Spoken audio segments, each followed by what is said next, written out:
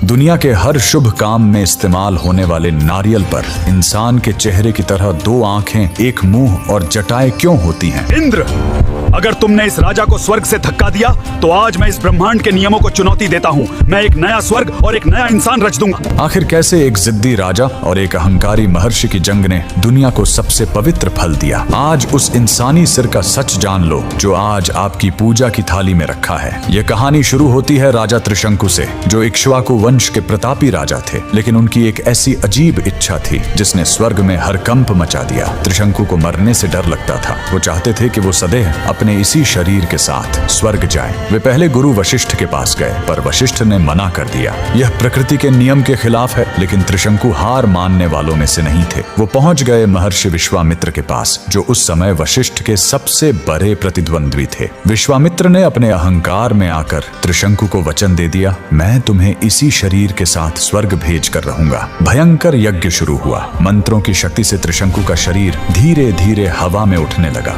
और वो स्वर्ग के द्वार तक पहुंच गया। लेकिन असली खेल तो अब शुरू होने वाला था। जैसे ही त्रिशंकु ने स्वर्ग में कदम रखा, देवराज इंद्र क्रोध से पागल हो गए। इंद्र ने त्रिशंकु को जोर से धक्का दिया और कहा, मूर्ख, मिट्टी का शरीर स्वर्ग में नहीं आ सकता। त्रिशंकु सिर के बल आसमान से नीचे गिरने लगे। वो चीख रहे थे, महर्षि बचाओ!